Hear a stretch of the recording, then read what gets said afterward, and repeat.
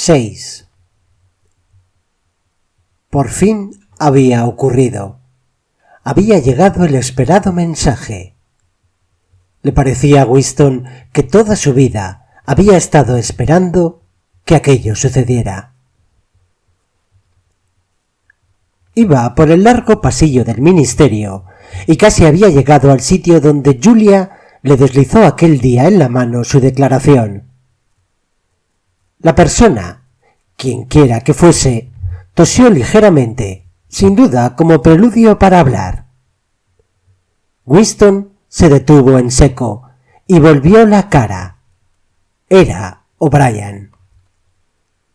Por fin se hallaban cara a cara, y el único impulso que sentía Winston era emprender la huida. El corazón le latía a toda velocidad. No habría podido hablar en ese momento. Sin embargo, O'Brien, poniéndole amistosamente una mano en el hombro, siguió andando junto a él. Empezó a hablar con su característica cortesía, seria y suave, que le diferenciaba de la mayor parte de los miembros del partido interior. He estado esperando una oportunidad de hablar contigo, le dijo. Estuve leyendo uno de tus artículos en neolengua publicados en el Times. Tengo entendido que te interesa, desde un punto de vista erudito, la neolengua. Winston había recobrado ánimos, aunque solo en parte. No muy erudito, dijo. Solo soy un aficionado. No es mi especialidad. Nunca he tenido que ocuparme de la estructura interna del idioma. Ajá. Pero lo escribes con mucha elegancia, dijo O'Brien. Y esta no es solo mi opinión. De hecho, estuve hablando recientemente con un amigo tuyo, que es especialista en cuestiones idiomáticas. ¿Cómo era? He olvidado su nombre ahora mismo. Lo tenía en la punta de la lengua. ¿Cómo era? Winston sintió un escalofrío. O'Brien no podía referirse más que a Syme. Pero Syme no solo estaba muerto, sino que había sido abolido. Era una no persona. Cualquier referencia identificable a aquel vaporizado habría resultado mortalmente peligrosa. De manera que la alusión que acababa de hacer O'Brien debía de significar una señal concreta, o, mejor dicho, una señal secreta. Al compartir con él este pequeño acto de criminal, se habían convertido los dos en cómplices. Continuaron recorriendo lentamente el corredor hasta que O'Brien se detuvo. Con la tranquilizadora amabilidad que él infundía siempre a sus gestos, aseguró bien sus gafas sobre la nariz y prosiguió hablando.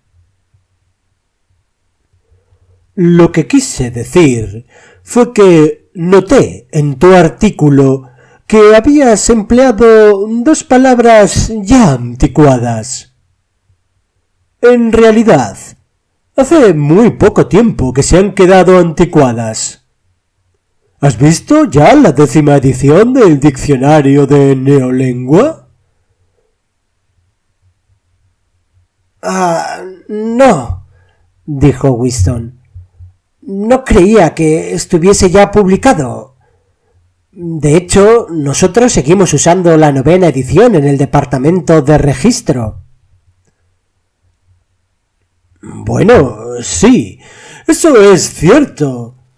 La 10ª edición tardará varios meses en aparecer, pero ya han circulado algunos ejemplares en pruebas. Yo tengo uno. Quizás te interese verlo, ¿no? Sí, muchísimo, dijo Winston, comprendiendo inmediatamente la intención del otro. Algunas de las modificaciones introducidas son muy ingeniosas. Creo que te sorprenderá la reducción del número de verbos. Vamos a ver. ¿Será mejor que te mande un mensajero con el diccionario?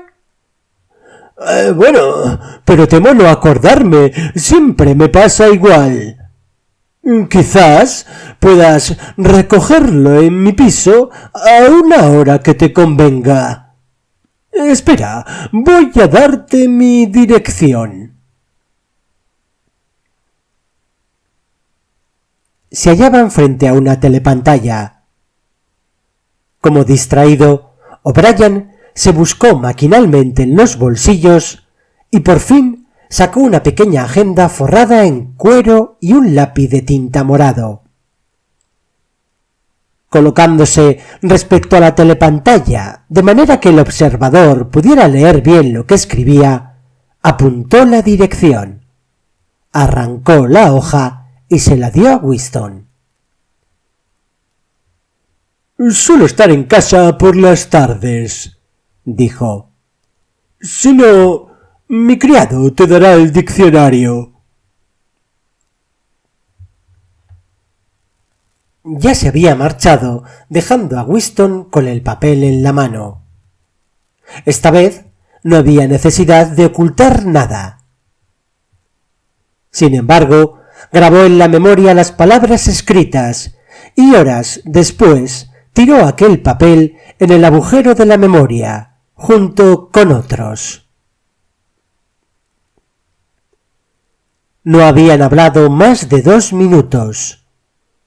Aquel breve episodio sólo podía tener un significado. Era una manera clara y evidente de que Winston pudiera saber la dirección exacta de la casa de O'Brien. Aquel recurso era necesario porque, a no ser directamente, nadie podía saber dónde vivía otra persona. No había guías de direcciones. Si quieres verme, ya sabes dónde estoy. Era, en resumen, lo que Brian le había estado diciendo. Quizás se encontrara en el diccionario algún tipo de mensaje. De todos modos, lo cierto era que la conspiración con que él soñaba existía, efectivamente, y que había entrado ya en contacto con ella. Winston sabía que más pronto o más tarde obedecería la indicación de O'Brien. Quizás al día siguiente, quizás al cabo de mucho tiempo, no estaba seguro. Lo que sucedía era sólo la puesta en marcha de un proceso que había empezado a incubarse varios años antes. El primer paso consistió en un pensamiento involuntario y secreto. El segundo fue el acto de abrir el diario. Aquello había pasado de los pensamientos a las palabras, y ahora de las palabras a la acción. El último paso tendría lugar en el Ministerio del Amor. Pero Winston ya lo había aceptado. El final de aquel asunto estaba implícito en su comienzo. De todos modos, asustaba un poco. O con más exactitud, era un pregusto de la muerte, como estar ya menos vivo. Incluso mientras hablaba O'Brien y penetraba en él el sentido de sus palabras, le había recorrido un escalofrío. Fue como si avanzara hacia la humedad de una tumba, y la impresión no disminuía por el hecho de que él hubiera sabido siempre que la tumba estaba allí, esperándole.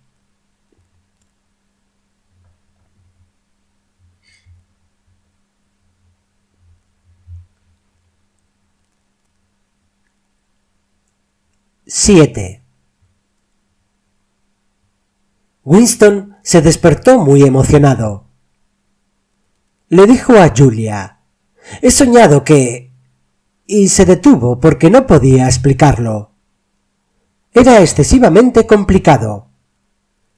No sólo se trataba del sueño, sino de unos recuerdos relacionados con él, que habían surgido en su mente segundos justo después de despertarse.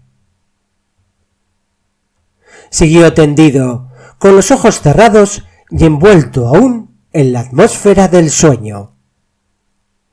Era un amplio y luminoso ensueño, en el que su vida entera parecía extenderse ante él como un paisaje en una tarde de verano, justo después de la lluvia.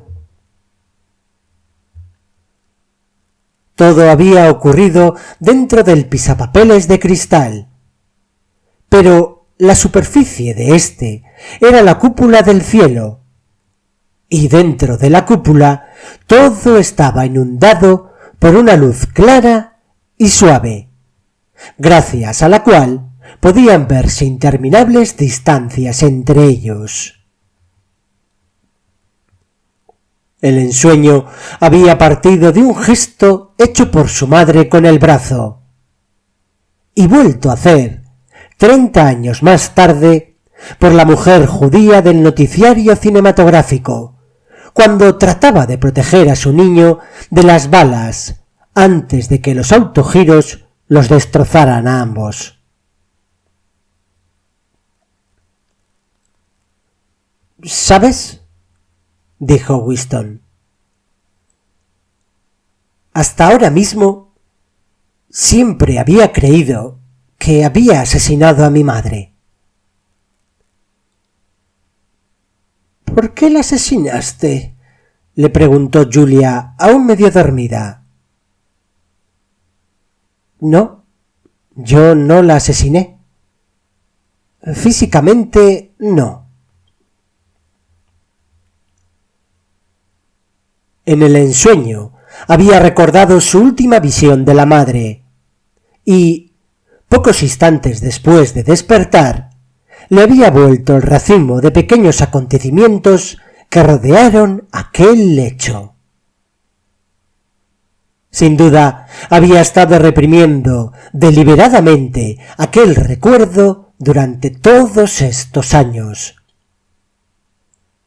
No estaba muy seguro de la fecha, pero debió de ser hacía menos de 10 años, a lo más 12.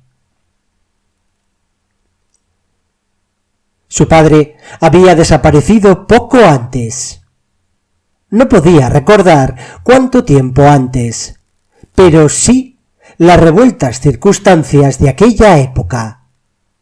El pánico periódico causado por las incursiones aéreas y las carreras para refugiarse en las estaciones del metro. Los montones de escombros, las consignas que aparecían por las esquinas en llamativos carteles, las pandillas de jóvenes con camisas del mismo color, las enormes colas en las panaderías, el intermitente crepitar de las ametralladoras a lo lejos y, sobre todo, el hecho de que nunca había bastante comida. Recordaba las largas tardes pasadas con otros chicos rebuscando en las latas de la basura y en los montones de desperdicios, encontrando a veces hojas de verdura, mondaduras de patata e incluso, con mucha suerte, mendrugos de pan, duros como piedra, que los niños sacaban cuidadosamente de entre la ceniza. Y también la paciente espera de los camiones que llevaban pienso para el ganado y que a veces dejaban caer, al saltar en un bache, bellotas o avena. Cuando su padre desapareció, su madre no se mostró sorprendida, ni tampoco demasiado apenada, pero se operó en ella un súbito cambio. Parecía haber perdido por completo los ánimos. Era evidente, incluso para un niño como Winston, que la mujer esperaba algo que ella sabía con toda seguridad que ocurriría. Hacía todo lo necesario. Guisaba, lavaba la ropa, la remendaba, arreglaba las camas, barría el suelo, limpiaba el polvo. Y todo ello muy despacio, evitándose todos los movimientos inútiles. Su majestuoso cuerpo tenía una tendencia natural a la inmovilidad. Se quedaba las horas muertas casi inmóvil en la cama, con su niñita en los brazos. Una criatura muy silenciosa, de 2 o 3 años, con un rostro tan delgado que parecía simiesco.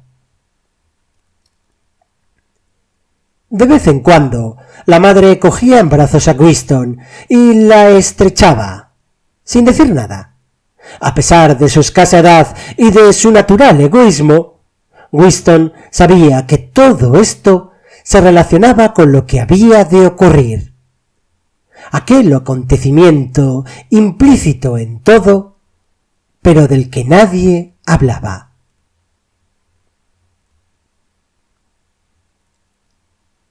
Winston recordaba la habitación donde vivían, una estancia oscura y siempre cerrada, casi totalmente ocupada por la cama.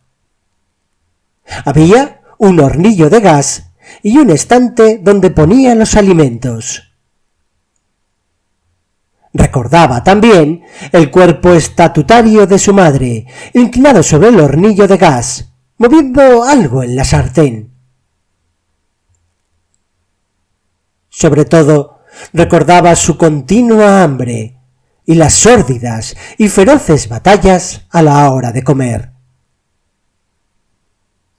Winston le preguntaba a su madre, con reproche una y otra vez, ¿por qué no había más comida? Gritaba y la fastidiaba, descompuesto en su afán de lograr una parte mayor. Daba por descontado que él, el varón, debía tener la ración mayor. Pero, por mucho que la pobre mujer le diera, él pedía invariablemente más. En cada comida, la madre le suplicaba que no fuera tan egoísta y que recordase que su hermanita estaba enferma y que necesitaba alimentarse. Pero era inútil. Winston cogía pedazos de comida del plato de su hermanita y trataba de apoderarse de la fuente. Sabía que con su conducta condenaba al hambre a su madre y a su hermana, pero no podía evitarlo.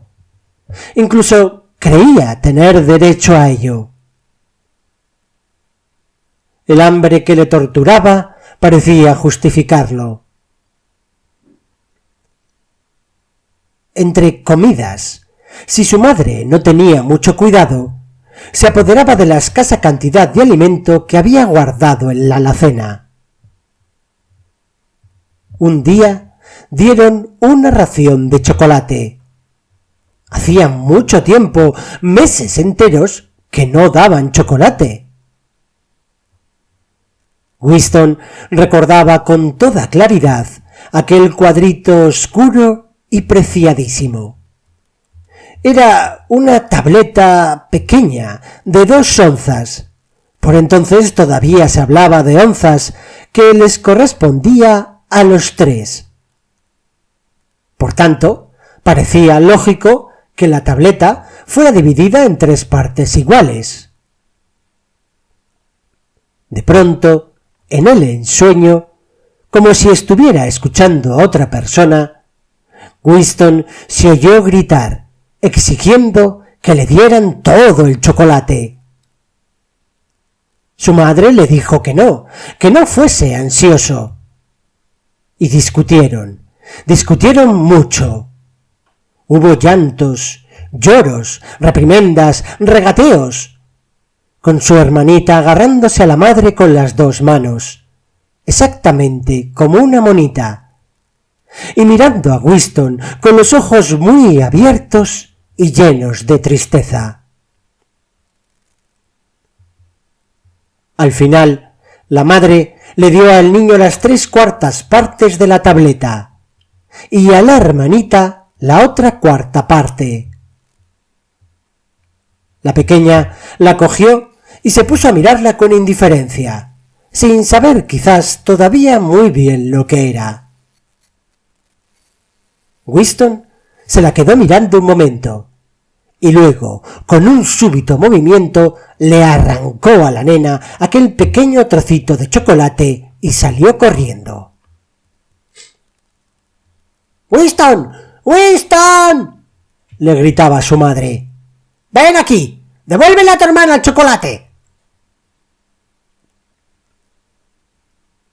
El niño se detuvo, pero no regresó a su sitio. Su madre lo miraba preocupadísima. Incluso en ese momento pensaba en aquello, en lo que había de suceder de un momento a otro, y que Winston ignoraba. La hermanita, consciente de que le habían robado algo, rompió a llorar. Su madre la abrazó con fuerza. Algo había en aquel gesto que le hizo comprender a Winston que su hermanita se moría.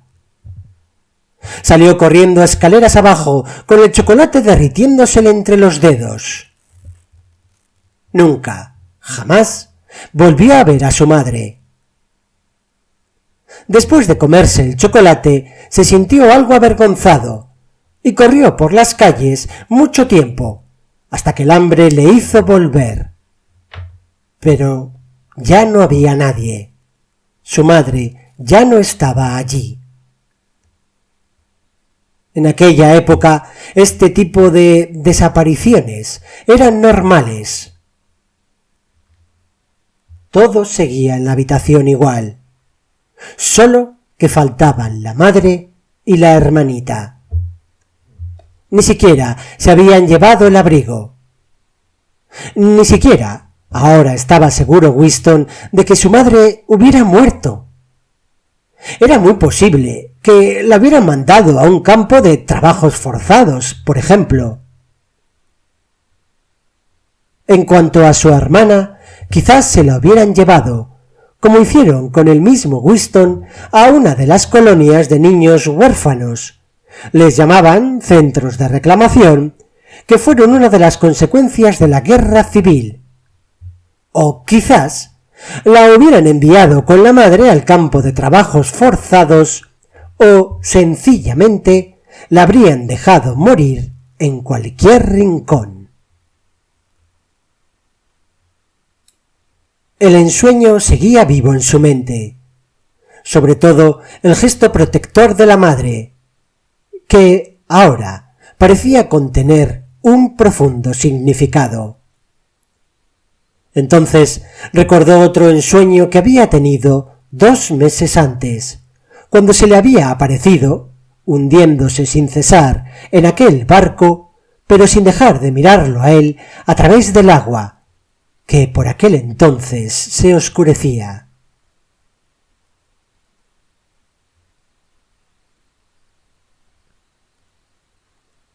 Winston le contó a Julia la historia de la desaparición de su madre. Sin abrir los ojos, la joven dio una vuelta en la cama y se colocó en una posición más cómoda. Ya me figuro que serías un cerdito en aquel tiempo. Todos los niños son unos cerdos. Winston comprendió, por la respiración de Julia, que estaba otra vez a punto de volver a dormirse. Le habría gustado seguirle contando cosas de su madre. No suponía, basándose en lo que podía recordar de ella, que hubiera sido una mujer extraordinaria, ni siquiera inteligente. Sin embargo, estaba seguro de que su madre poseía una especie de nobleza, de pureza, sólo por el hecho de regirse por normas privadas. Los sentimientos de ella, de su madre, eran realmente suyos, no los que el Estado le mandaba tener. No se le habría ocurrido pensar que una acción ineficaz, sin consecuencias prácticas, careciera, por ello, de sentido. Cuando se amaba a alguien, se le amaba por él mismo, y si no había nada más que darle, siempre se le podía dar amor. Cuando él se había apoderado de todo el chocolate, su madre abrazó a la niña con inmensa ternura. Aquel acto no cambiaba nada. No podía evitar la muerte de la niña ni la de ella misma, pero a la madre le parecía natural realizarlo.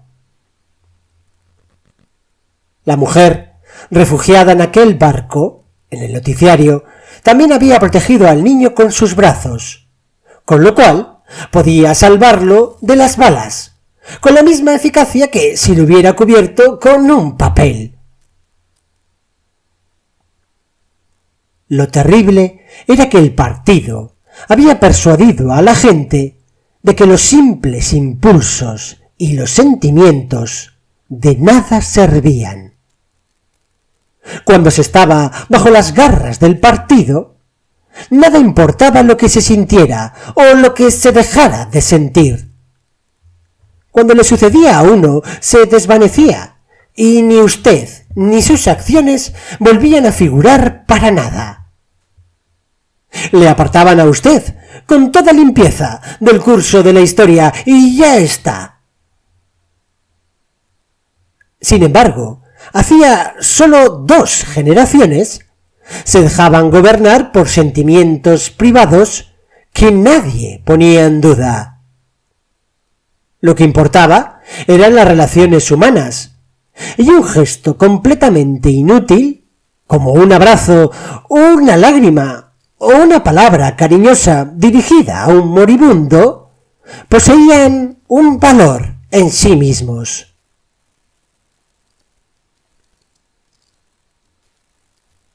De pronto pensó Winston que los proles seguían con sus sentimientos y sus emociones. No eran leales a un partido, a un país ni a un ideal, sino que se guardaban mutua lealtad unos a los otros. Por primera vez en su vida, Winston no despreció a los proles, ni los creyó solo una fuerza inerte. Algún día, muy remoto, recobrarían sus fuerzas y se lanzarían a la regeneración del mundo. Y es que los proles continuaban siendo humanos. No se habían endurecido por dentro. Se habían atenido a las emociones primitivas, que él, Winston, tendría que aprender de nuevo por un esfuerzo consciente. Y al pensar esto, recordó que unas semanas antes había visto sobre el pavimento una mano arrancada en un bombardeo, y que simplemente la había apartado con el pie, tirándola a la alcantarilla como si fuera un inservible troncho de lechuga.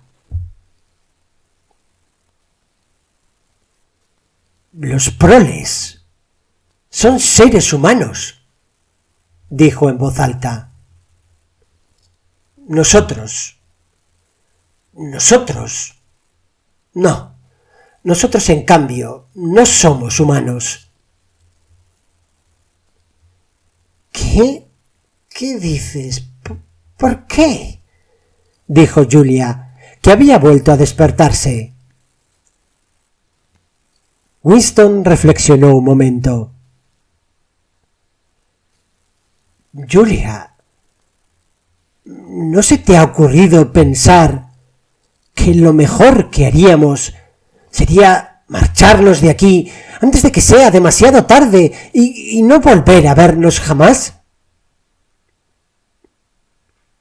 Sí, querido, se me ha ocurrido varias veces, pero no estoy dispuesta a hacerlo. Ya, hemos tenido mucha suerte, dijo Winston. Pero todo esto no puede durar mucho tiempo. Somos jóvenes. Tú pareces normal e inocente. Si te alejas de la gente como yo, todavía puedes vivir 50 años más.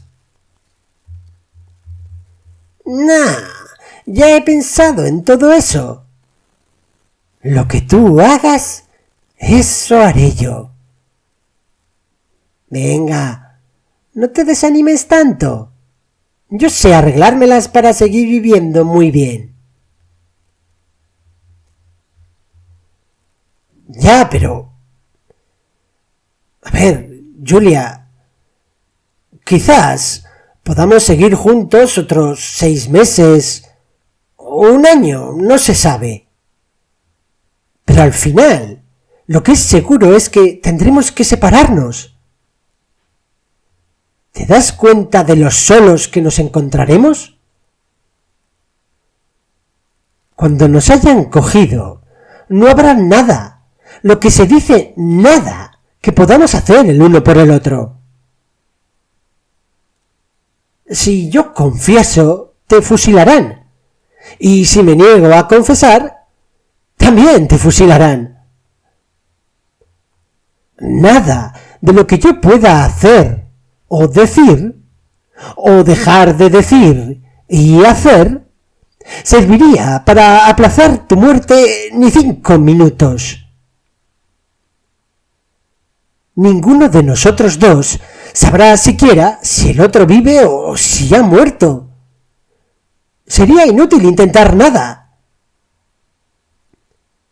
Lo único importante es que no nos traicionemos, aunque por ello no iban a variar las cosas.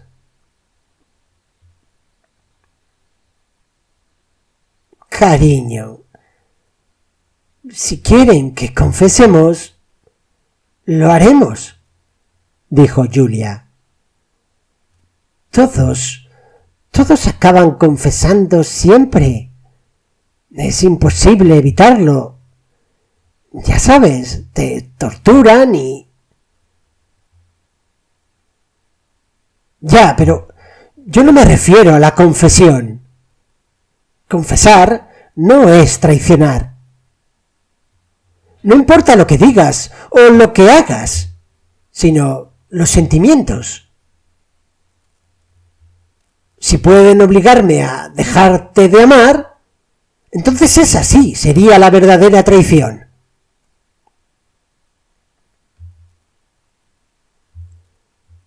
Julia miró a Winston y reflexionó sobre lo que acababa de decir. A eso no pueden obligarte, cariño, dijo al cabo de un rato. Eso es lo único que no pueden hacer. Pueden forzarte a decir cualquier cosa, pero no hay manera de que te lo hagan creer. dentro de ti no pueden entrar.